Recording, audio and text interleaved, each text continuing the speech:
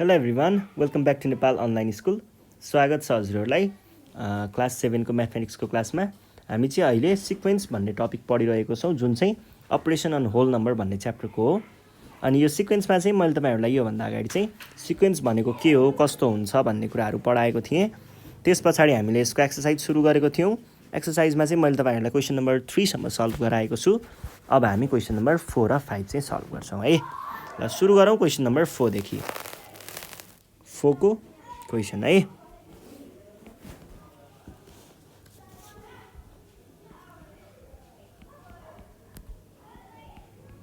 use nth term formula Tn is equals to a plus n minus 1 times d to find the term asked for in each of the following values of a and d भनेर भनेको छ है। अब यहाँनिर हामीलाई के भन्न खोज्दैछ भन्दाखेरि हामीलाई जस्तै यसरी दिन्छ, हेर्नुहोस् है। when a is equals to 2 and d is equals to 2 find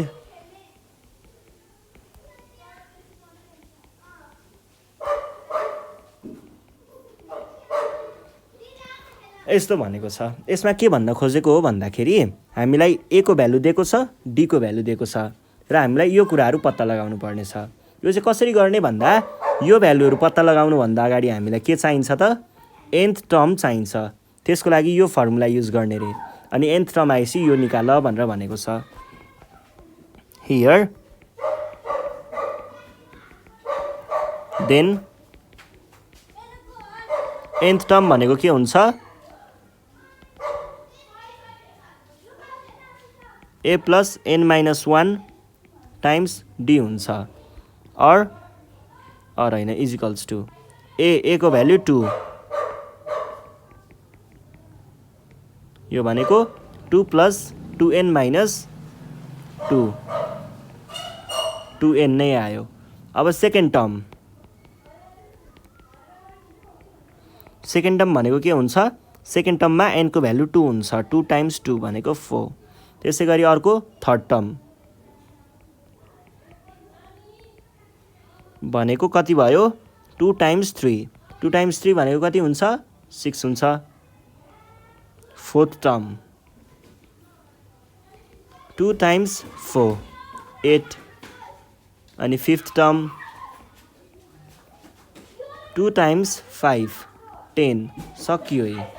अब अर्को प्रब्लम हेर्नुहोस्। अर्को प्रब्लम छ यहाँनिर क्वेसन नम्बर बीमा। के भन्दैछ, when a is equals to 3 and d is equals to 2 find second term, third term, fourth term and fifth term। ल सुरुमा के गर्नु पर्यो त, a को भ्यालु 3, d को भ्यालु 2, देन tn भनेको यो tn भनेको nth टर्म भनेर बुझ्दा पनि हुन्छ है। tn भनेको कति रहेछ त, tn भनेको चाहिँ रहेछ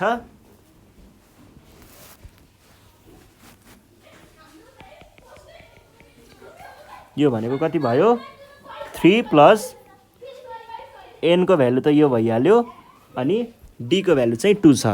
यो भनेको 3 plus 2n minus 2, 3 minus 1 is equals to 1। ल भने पछाडि हामीलाई चाहिएको के हो, सेकेन्ड टर्म। सेकेन्ड टर्म भनेको के हुन्छ, 2 times 2 plus 1 भनेको 4 plus 1 भनेको 5। थर्ड टर्म भनेको 2 times 3 plus 1 भनेको 6 plus 1, यो भनेको 7। फोर्थ टर्म चाहिँ कति हुने भयो त,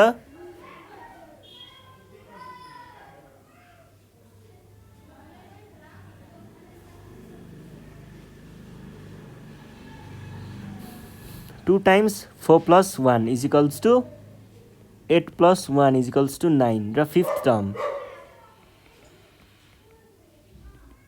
2 times 5 plus 1 is equals to 10 plus 1 is equals to 11 ल अब अर्को प्रब्लम छ यहाँनिर क्वेसन नम्बर सी यसमा चाहिँ when a is equals to 5 दिएको छ and d is equals to 3 दिएको छ find second, third, fourth, fifth, sixth and seventh term यो भनेको के भयो त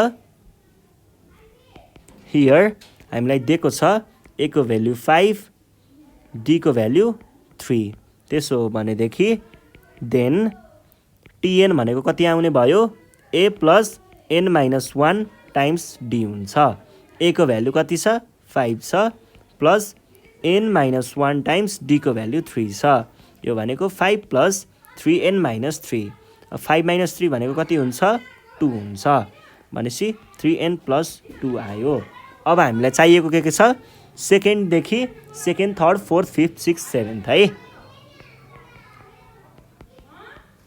सेकेन्ड टर्ममा n को भ्यालु 2 हुन्छ 3 times 2 plus 2 भनेको 6 plus 2 is equals to 8 अनि त्यस पछाडि थर्ड टर्म भनेको चाहिँ n को भ्यालु 3 हुन्छ यो भनेको 9 plus 2 भनेको 11 फोर्थ टर्ममा n को भ्यालु 4 हुन्छ प्लस 2 भनेको 12 plus 2 भनेको कति आयो 14 फिफ्थ टर्ममा n को भ्यालु 5 हुन्छ प्लस 2 भनेको 15 plus 2 भनेको 17 अब सिक्स्थ टर्म 3 times 6 plus 2 भनेको 18 plus 2 भनेको कति आयो 20 सेभेन्थ टर्म भनेको के भयो 3 times 7 plus 2 भनेको 21 plus 2 भनेको 23 भयो है ल यो प्रब्लम पनि सकियो अब यहाँनिर अर्को क्वेसन छ क्वेसन नम्बर डी मा हेर्नुहोस् क्वेसन नम्बर डी मा चाहिँ when a is equals to 4 and d is equals to 5 find fifth term, seventh term, ninth term, 10th term, 12th term and 15th term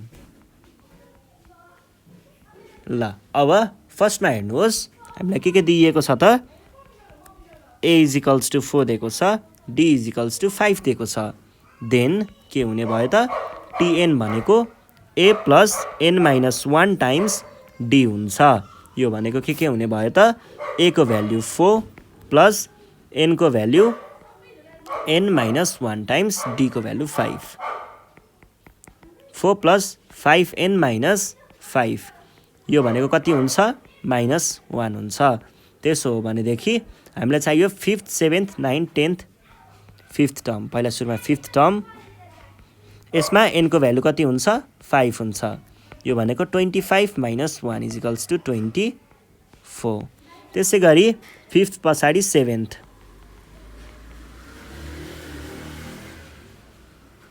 7th भनेको के हुन्छ त 5 times 7 minus 1 35 minus 1 is equals to कति आयो 9th term 5 times 9 minus 1 भनेको 45 minus 1 भनेको 44 त्यसै गरी अर्को छ यहाँनिर 10th term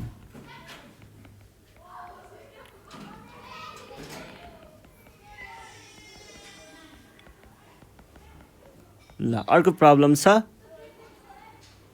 12th term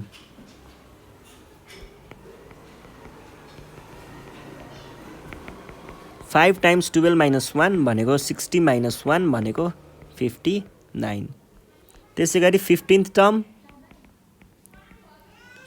term भनेको 5 times 15 minus 1 भनेको कति हुन्छ 75 minus 1 भनेको 74 ल यो भइसके पछाडि क्वेसन नम्बर ई।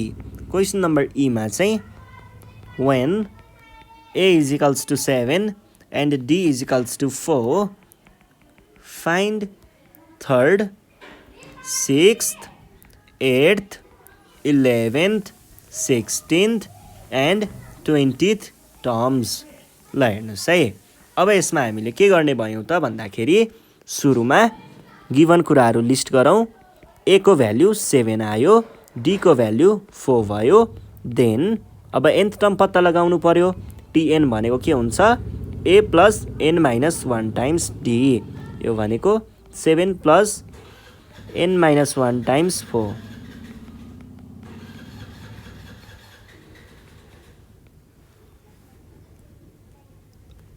Seven minus 4 3।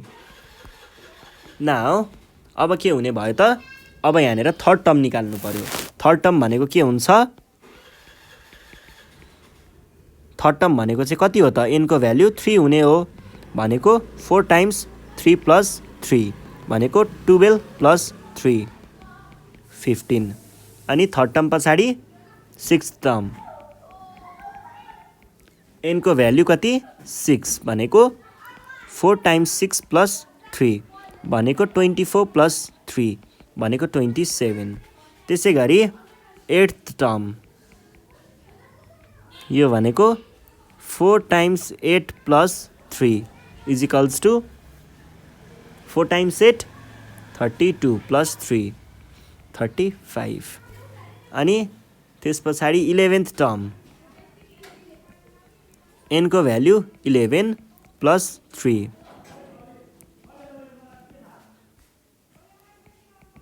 त्यस पछाडि 16th टर्म, 16th टर्म भनेको के भयो त, 4 टाइम्स 16 प्लस 3 4 टाइम्स 16 भनेको 64 प्लस 3 भनेको 67। त्यसै गरी 20th टर्म, 20th टर्ममा चाहिँ के भयो त, एनको value 20 plus 3 is equals to 80 plus 3 is equals to 83। यो भइसके पछाडि हामी जाउँ क्वेसन नम्बर 5मा। क्वेसन नम्बर 5 को एमा के भन्दैछ, if the third term, THIRD third term T3 is equals to 9, the common difference D is 3, find the first term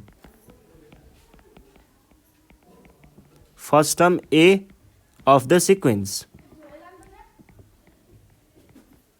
यो भयो है। अब यसको लागि चाहिँ हामीले के गर्छौँ त, थर्ड टर्म दिएको छ त्यही फर्मुलै युज गरेर गर्ने हो कि यो चाहिँ। Here T3 is equals to 9। अब हेर्नुहोस् है, TN is equals to A plus N minus 1 times D हुन्थ्यो। यहाँनिर T3 दिएको छ है, भने पछाडि हामीले N को साटो चाहिँ के राख्न पाउने रहेछौँ, 3 राख्न पाउने रहेछौँ।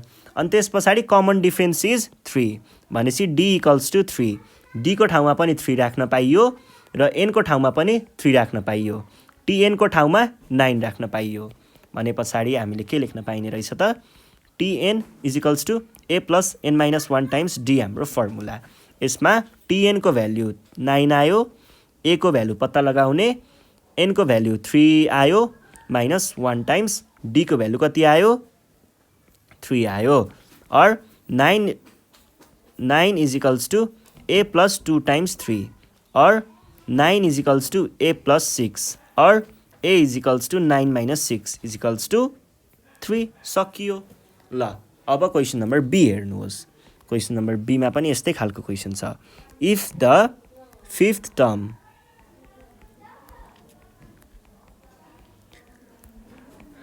T5 है is 18, the common difference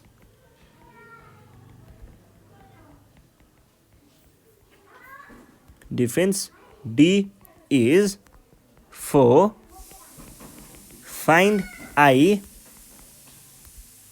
yeah, first my first term,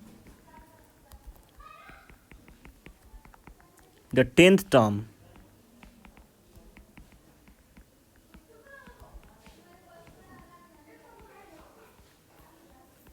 ल हेर्नुहोस् है, अब यहाँनिर फिफ्थ टर्म दियो एउटा, अनि त्यस पछाडि फिफ्थ टर्म चाहिँ कति 18, common difference is 4, find the first term. हामीलाई फर्स्ट टर्म पत्ता लगाउनु पर्यो। यसको लागि हामीलाई के दियो त T5 इजिकल्स टु 18 र D इजिकल्स टु 4।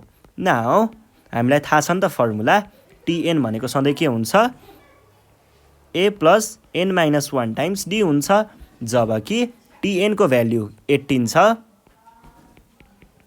A को भ्याल्यु निकाल्नु पर्ने, n को भ्याल्यु कति छ यहाँनिर हेर्नुहोस् त, Tn को साटो T5 लेखेको छ भनेपछि n को भ्याल्यु 5 रहेछ, माइनस 1 D को भ्याल्यु 4 छ, और 18 is equals to A plus 4 times 4, और 18 इजिकल्स टु A प्लस 16, और A is equals to 18 minus 16 is equals to 2। सकियो। ल अब अर्को प्रब्लम, अर्को के छ र 10th टर्म पत्ता लगाउनु पर्ने।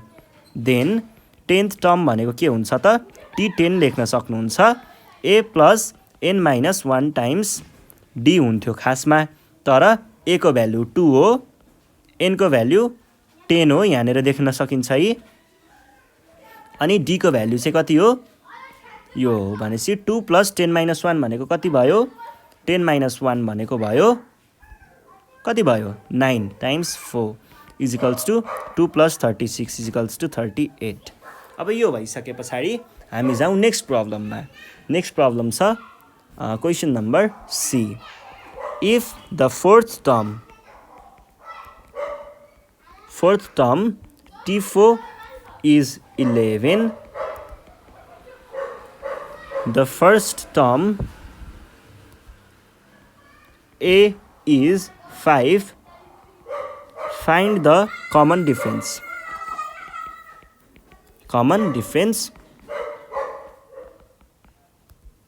of the sequence को कमन डिफ्रेन्स चाहिँ निकाल्नु पर्ने।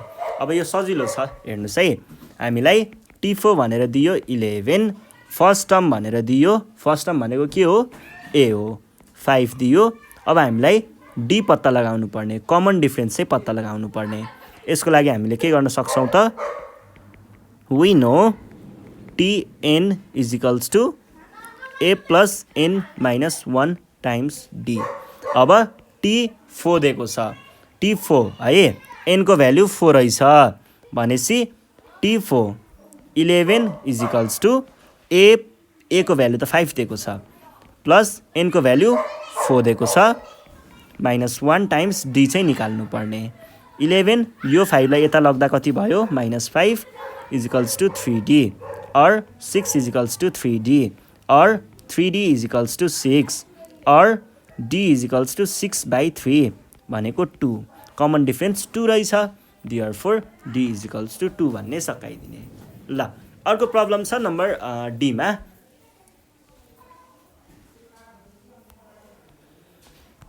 के भन्दैछ भन्दाखेरि यहाँ चाहिँ if the first term A is 6 and the sixth term T6 is 31, find I the common difference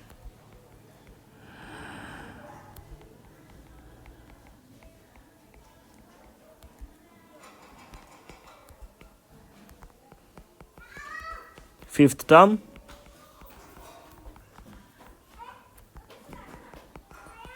seventh term of the sequence। हामीलाई यहाँनिर के पत्ता लगाउनु पर्ने रहेछ, कमन डिफ्रेन्स फिफ्थ टर्म र सेभेन्थ टर्म है। भनेदेखि हामीले कसरी सुरु गर्ने भयौँ त, पहिला गिभन कुराहरू हेरौँ। हामीलाई के दिएको छ, हामीलाई दिएको छ फर्स्ट टर्म भनेको 6 हो अरे, अनि सिक्स्थ टर्म भनेको चाहिँ के हो त, T6 भनेको चाहिँ 31 हो रे भने find the common difference. We know हामीलाई फर्मुला थाहा छ, Tn भनेको सधैँ A plus n minus 1 times D हुन्छ, और यहाँनिर T6 भनेको 31 हो, A को भ्याल्यु 6 आयो, n को भ्याल्यु यो 6 भएर 6 भयो, अर 31 मा यतापट्टि लगाउँ है। यो भनेको 31 - 6 = 5D or 25 = 5D or 5D = 25 or D = 25/5 कति आयो 5। अब त्यस पछाडि फिफ्थ टर्म भनेको T5 हुन्छ। नाउ T5 भनेको के भयो A को भ्यालु 6 प्लस 5 किनकि N को भ्यालु त 5 हो नि त 5 - 1 टाइम्स D को भ्यालु 5 यो भनेको 6 प्लस 4 टाइम्स 5 भनेको 6 प्लस 20 अनि T7 भनेको सेभेन्थ टर्म भनेको के भयो A प्लस N को भ्यालु 7 भयो 7 - 1 टाइम्स D 6 प्लस 6 टाइम्स 5 भनेको कति आयो 6 प्लस 30 36 ल भयो है। ल यो क्वेसन सकियो र यो सँगसँगै हाम्रो सिक्वेन्स भन्ने टपिक पनि सकियो। अब योभन्दा नेक्स्ट सेसनमा चाहिँ हामी नयाँ च्याप्टर रियल नम्बर्स भन्ने च्याप्टर सुरु गर्नेछौँ। त्यति बेलासम्मको लागि नेपाल अनलाइन स्कुललाई बिदा दिनु होला। Thank you.